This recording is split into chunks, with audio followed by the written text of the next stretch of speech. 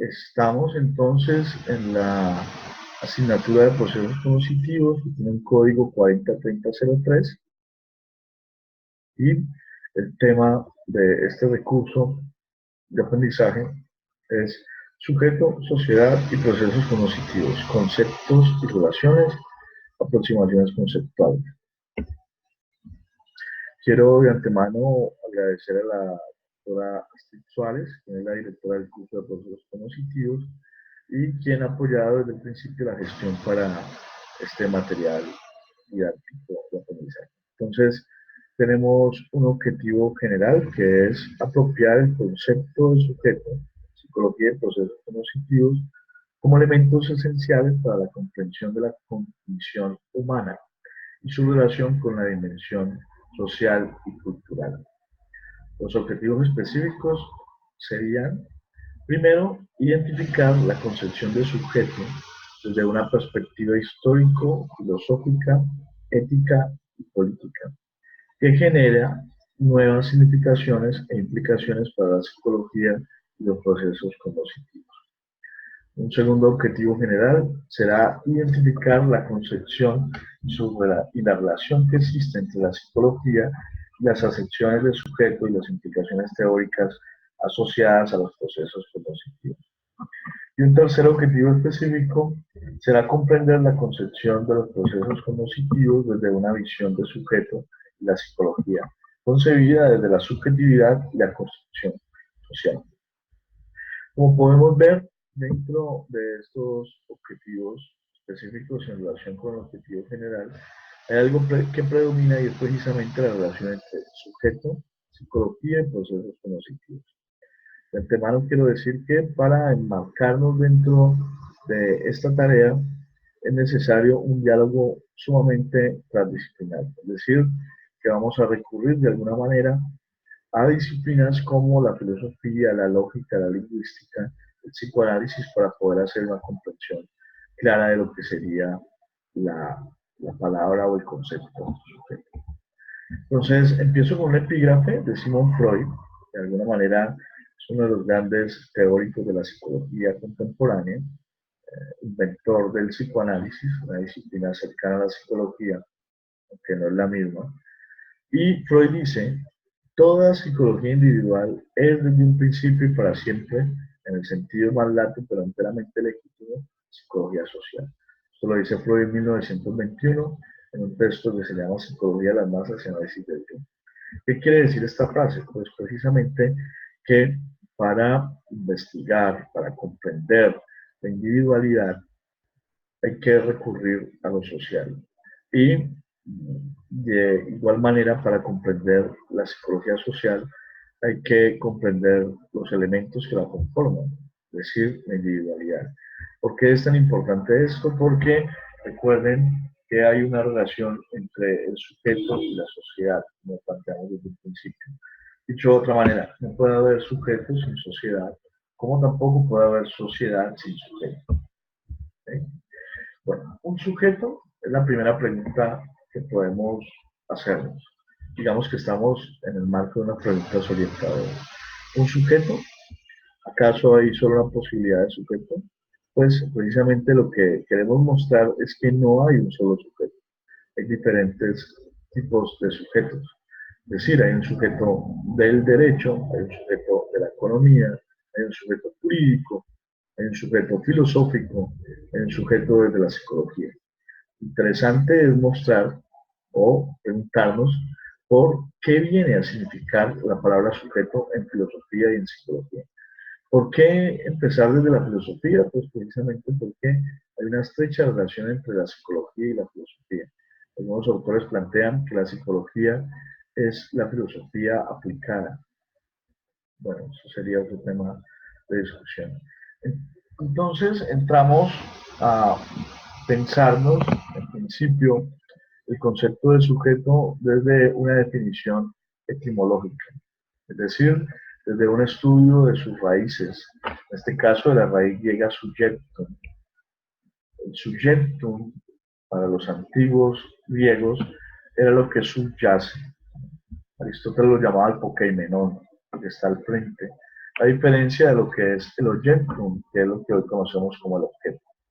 Entonces uno podría decir que el subjectum es aquello que subyace, es aquello que se puede considerar del mismo modo como el alma, ¿no? Es la palabra psicología, psique, alma, logía, logos, estudio, estudio del alma. Digamos entonces que la palabra sujeto y la palabra alma tienen una misma raíz etimológica que es la palabra precisamente de sujeto. Ahora bien, esta tradición filosófica, etimológica de la palabra sujeto se perdió, digamos, varió un poco en cuanto a la forma de concebirla. Solo faltó que llegara la generación de los 60, la famosa generación de los 60 o estructuralistas en Francia, para que se volviera a poner en entredicho lo que es la palabra sujeto. Y de esta manera hacer una demarcación radical entre lo que es la palabra sujeto, la palabra persona, la palabra yo, que muchas veces se utilizan de una manera indiscriminada, se mete todo en un mismo saco, pero es importante para los estudiantes de psicología, para los psicólogos, precisamente hacer una demarcación radical de lo que es la palabra sujeto. Y asimismo hacer una diferencia radical entre lo que es subjetividad, yoicidad, personalidad, identidad. Entonces, ¿cuál es la particularidad de la concepción del sujeto y qué implicaciones trae consigo para la teoría y la práctica psicológica? Es muy importante preguntarse esto porque cuando hablamos de la subjetividad no estamos hablando de la personalidad. Uno podría decir que la personalidad es aquello visible, aquello que yo puedo mostrar. ¿Bien? La yoicidad, si viene del yo, pues es una parte mínima de una estructuración psíquica. Mientras que el sujeto o la subjetividad implica otra cosa. ¿Qué implica la palabra sujeto? Implica una singularidad. Y esto es clave. Ser sujeto es ser singular, es ser único.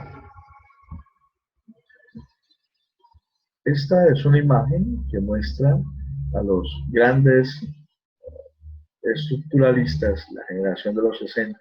Ustedes pueden ubicar a Michel Foucault, que es un filósofo, psicólogo, historiador, pero él mismo se concebía como periodista. A Jacques Lacan, que es un psicoanalista que de alguna manera reinventa el concepto de psicoanálisis, el psicoanálisis mismo en Francia y en Europa, o Cornelius Strauss, que es el padre de la antropología estructural, y Ronald Barthes, que es un teórico de la semántica, de la semiótica. ¿Qué es lo que plantean estos teóricos? Y es que hay una diferencia, os lo repito, entre lo que es persona, yo, identidad, ser humano. Es decir, que el sujeto, de alguna forma, cubre a todos estos conceptos anteriormente mencionados. Pues porque es algo mucho más complejo de estudiar. No es simplemente estudiar, por ejemplo, la persona, es decir, lo visible, o el yo, el sistema percepción-conciencia, o la identidad, aquello con lo cual me puedo identificar, o el ser humano como representante de la especie humana, o el individuo como simplemente algo dividido, aislado. El sujeto, entonces, para ser estudiado, debe tener una relación estrecha, indisoluble con lo que es la cultura. Entendiendo la cultura como aquel andamiaje semiótico que lo plantea Emily Benveniste, el gran lingüista francés. Dicho de otro modo, hay un sujeto sujetado a la cultura, sujetado al lenguaje, al orden simbólico. ¿Bien? Ahora bien, ¿qué ocurre con esta concepción?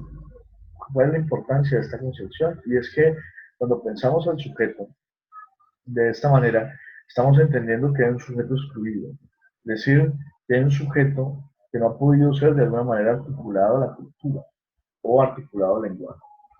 En esa medida, el psicólogo debe muy bien de reconocer cuál es la subjetividad de ese otro, esa singularidad que lo hace único, y de esa manera mirar cuál es la sujeción que él puede tener a lo cultural o al lenguaje. Las consecuencias entonces de esta concepción es que hay un cambio radical en cuanto a la concepción de enfermedad mental. Si pensamos que cada sujeto es único, que cada sujeto es singular, la concepción de enfermedad mental no puede ser algo universal. Y asimismo la psicopatología tampoco podrá ser algo universal. Dicho de otra manera, el sujeto o la enfermedad mental, la psicopatología del sujeto, depende del contexto cultural. Y así pues, una posible intervención sería muy diferente si tenemos en cuenta esta concepción del sujeto ligado, vuelvo y repito, a lo cultural, al lenguaje, a lo singular, como único. Si concebimos el sujeto de esta manera, tendríamos entonces una intervención muy diferente a la que normalmente se acostumbra a hacer en psicología o en psiquiatría. En esta medida, ¿cuáles serían los ejes temáticos a desarrollar? Hay una imagen de Michel Foucault donde se da la relación entre saber y poder. Foucault va a ser un estandarte, un autor fundamental para todo psicólogo. ¿Por qué? Precisamente porque, como lo dice Paul Bain, gran historiador y amigo íntimo de Michel Foucault, Foucault toma las rarezas de la condición humana, toma las rarezas de la humanidad y las pone como facción de análisis. Ejemplo, la sexualidad, el poder, la cárcel, la locura. En esta medida lo que busca Foucault precisamente es descubrir dentro de estos escenarios la subjetividad, no pasar por alto de que todo es homogéneo, sino precisamente de que hay una singularidad ahí. Para entonces comprender el sujeto, habría que hacer un recorrido histórico de la palabra misma. Ya les hablaba hace un momento cómo para los antiguos la palabra subjectum representaba el sí mismo, de lo que es el sujeto. Luego René Descartes, con el inicio de la modernidad, anuncia de alguna manera su famoso coito ergo sum, pienso luego soy o pienso luego existo, que esto tendría una relación muy directa con lo que es la res cogitans y la res extensa. Es decir, un lapicero, un marcador, por ejemplo, un celular, tiene una res extensa, ocupa un espacio, una extensión, mas no tiene una res cogitans, es decir, no tiene un pensamiento dentro de sí, una cognición si se quiere. Lo que plantea precisamente el sujeto es que haya una res cogitans, una res pensante. Hoy en día se utiliza la palabra sujeto, la palabra sujet, también para designar el tema de conversación. Uno podría decir el sujeto de la oración, el sujeto gramatical, el sujeto que cumple una función. Héctor sale del consultorio. ¿Cuál sería el sujeto ahí? Pues Héctor, de quien se habla, ¿no? Sin embargo, no es simplemente ese sujeto el que le interesa la psicología o el que nos interesa dentro de los procesos cognitivos. Lo que nos interesa dentro de la psicología es el sujeto que falla, el sujeto que se equivoca. No es el sujeto conciencia, como lo plantea Descartes, por ejemplo, pienso luego soy. Tampoco es un sujeto trascendental, como lo plantea, por ejemplo, Immanuel Kant. No, el sujeto que le interesa la psicología es el sujeto que se equivoca, el sujeto que comete un lapsus, el sujeto que tiene una angustia, el sujeto que padece un síntoma, es decir, un sujeto incompleto, barrado. Y precisamente esa incompletud del sujeto es con su relación con el otro. Desde el mismo nacimiento, tal vez desde mucho antes, el sujeto antes de ser lo que es, ya era de alguna manera programado, deseado por el otro. Cuando hablo de ese gran otro, me estoy refiriendo a un otro cultural, a la cultura. Es decir, que la cultura hace que el sujeto advenga, ¿no? Lacan, Jacques Lacan, el gran psicoanalista francés, habla de que el sujeto antes de ser el contador ya fue contado. Es decir, a mí desde el mismo momento en que me colocan el nombre de Héctor, de alguna manera ya están marcando mi subjetividad. Están marcando el trazo de mi subjetividad. Y de esta manera es muy importante el sujeto en la clínica. Aclaro que no es el sujeto digamos, dentro del consultorio clínico. No, el sujeto en la clínica, me refiero a la clínica como un método, como una mirada. La clínica viene del griego kliné, que significa lecho. El clínico entonces debe ir más allá, debe ir sobre el lecho. Y bueno, haciendo énfasis de nuevo en la relación que tiene que haber entre el sujeto y la cultura. El sujeto es determinado por lo cultural. Ahora bien, puntos claves dentro de esta concepción de sujeto que se quiere proponer. Y es que debe haber un diálogo totalmente transdisciplinar. Voy a empezar por el final para recrear un poco la imagen. Ustedes pueden encontrar en la parte superior del margen izquierdo. Y es que depende, todo depende de cómo vamos a concebir o del lugar donde estemos parados. De esa manera vamos a concebir el concepto de sujeto. Lo que queremos hacer acá es consolidar, de alguna manera, justificar la necesidad que hay de una concepción de sujeto para los estudiantes de psicología. Y esto tiene que ver precisamente con el interés por la singularidad. Es decir, no puede haber una homogenización de la palabra o el concepto de sujeto, si se quiere. ¿Bien? Claro, literalmente el sujeto implicaría estar sujetado a, ser sujeto en la medida en que estoy sujetado al lenguaje, a lo cultural, ¿no? Esto es clave también en la asignatura de procesos cognitivos. Se trata precisamente de encontrar, de valorar esa subjetividad. Es como ahora con toda la tecnología y demás, no necesitáramos pasar por el lado del clínico, por el lado del psicólogo, sino simplemente hacer una imagen del cerebro y esa imagen nos daría pues los resultados, las conclusiones de ciertos síntomas, de cierta patología. Pues no, precisamente con el interés por la subjetividad, de alguna manera nos estamos desmarcando de esa concepción cientificista de la psicología o de alguna psicología. Y esto implica, como lo he dicho ya en repetidas ocasiones, tener un diálogo transdisciplinar con la lógica, con la lingüística, con la... Ahora, ya para finalizar un poco, entonces, ¿qué podemos decir? Primero, el término sujeto se emplea con frecuencia en un número muy considerable de disciplinas: economía, derecho, lingüística, sociología, filosofía, cierta psicología y cierto psicoanálisis. Segundo, es evidente que un mismo término no puede tener idéntico significado en discursos tan diferentes. Por tanto, conviene establecer la especificidad del uso del término sujeto. Es decir, que debemos de tener dentro de la psicología un uso preciso de lo que es el término sujeto.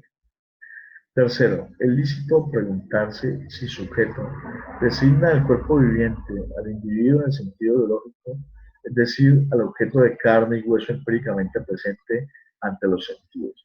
Pues no, ya creo que con lo que hemos discutido, con lo que he podido mostrarles en el día de hoy, pues el sujeto no es simplemente el cuerpo, no es simplemente el soma. El sujeto es algo más. Es todo lo que contiene precisamente esa cognición, esos procesos cognitivos de los que estamos hablando desde el principio. Cuarto, la pregunta por el estatuto de sujeto no parece entonces tener una respuesta unívoca o unánime. Sin embargo, se pretende con este curso fundamentar una concepción de sujeto analítico-filosófica desde dos teóricos pertenecientes a la generación de los 60. Dos teóricos que tienen que ver con esa concepción propia que discuten los franceses acerca de esa palabra sujeto. Estos dos teóricos son Michel Foucault y Jacques Lacan. Aquí hay una bibliografía que me parece interesante: El sujeto cerebral, de Aran Ehrenberg, Anthony Sanson, del alma del sujeto, profesor de la Universidad del Valle, Emily Benveniste, gran lingüista francés, Daniel Robert Dufault, que es de alguna manera un filósofo especialista en el tema del sujeto, Giorgio Agamben, gran teórico italiano que aún vive. Entonces, estas serían algunas referencias claves para poder enmarcarnos dentro de lo que es el estudio de la concepción del sujeto, de la concepción de subjetividad. Bueno, los créditos, entonces, quien les habló, quien presentó este tutorial, por Reinaldo Chávez Muriel, psicoanalista, psicólogo por la Universidad Cooperativa de Colombia, magíster en filosofía por la Universidad del Valle, estudios de doctorado en psicología en la Universidad de Buenos Aires, Argentina, y actualmente doctorando en filosofía de la Universidad del Valle, becario por parte del Departamento de Filosofía de la misma universidad, docente medio tiempo. Y la doctora Astrid, directora del curso, psicóloga especialista, magíster en psicología, estudiante PhD en psicología, investigadora y docente asociada a la UNAM. Muchas gracias por la atención prestada y estaremos, tanto la doctora Astrid como persona, muy atentos a cualquier inquietud sobre este tema. Cabe recordar